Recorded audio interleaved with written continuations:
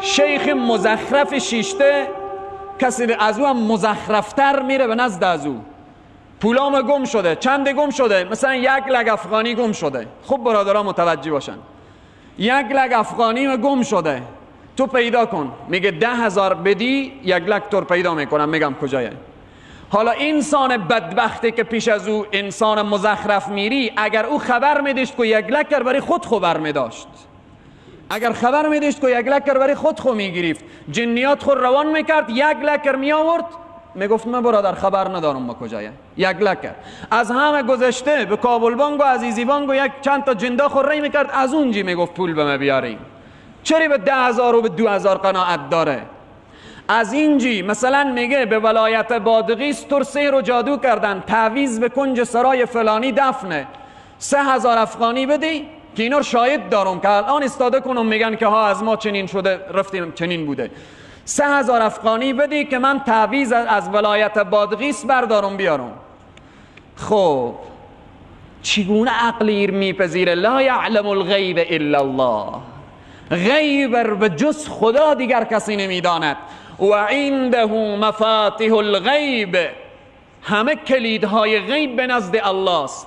قل لا یعلم من فی السماوات و من فی الارض، هیچ کس بگو نمیداند آنچه که در زمین و آسمان است الا الله، جز خدا.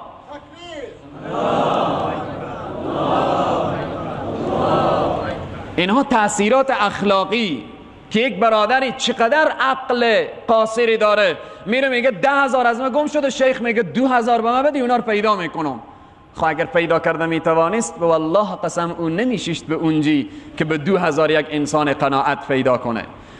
تأثیرات اقتصادی ایکو تأثیرات اخلاقی بود که جزء ساحرین و جزء کسانی که حضرت عمر رضی الله تعالی میفرماید اقتلوا کل ساحر و ساحره، شما بکشید هر جا ساحر و ساحره را میبینید، آنها را از بین ببرید. مسئله اقتصاد، هیچ وقت من ندیدم در بین این شیخای مزخرف یک انسان فهمیدی بیایه، یک انسانی که از مکتب صنف 12 فارغ شده باشه بیایه، هیچ ندیدم. از پانتون فارغ شده باشه، یا یک انسانی که ذره عقل در وجود از او باشه نماده.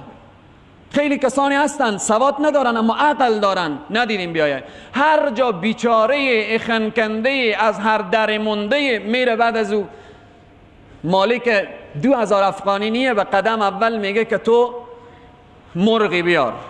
از مرغ گذشته با چقدر چما و فریبای مرغ سیاهی بیارن، باشه لنگا از این نفر بکنه قریه به قریه بگرد مرغ سیاهی. هم فرق مرغ سیاه و سفید کو به پرووالی اونه کجای دیگه مرغ سیاهی. بعد که اویی که چیستره گوسفندی بیار. از یکی پرسان کردم گفتم چرا شیخ به تو گفته گوسفندی بیار؟ گفت چی؟ گفته که این گوسفند امی دل از این بکاره.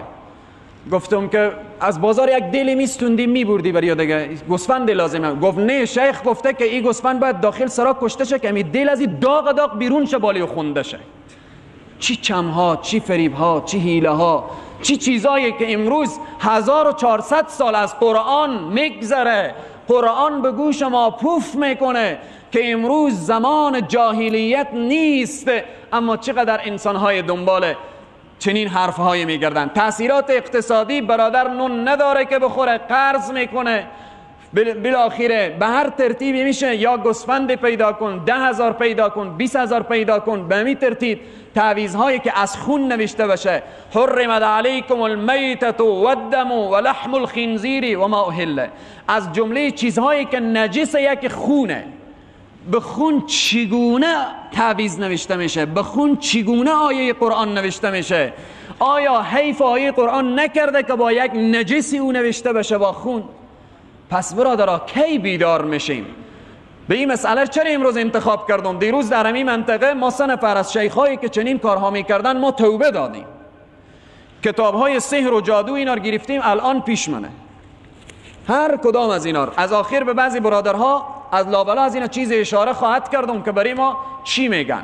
مسئله اقتصادی یعنی اقتصاد یک نفر رو به هم زدن. میرسیم رو به اخیر بحث که آیا امروز ما چی باید بکنیم؟ آیا عمل کردن بر سحر و جادو چی حکمی داره؟ آیا کسی که به سحر و جادو عمل میکنه آیا کافر، مسلمان چیه؟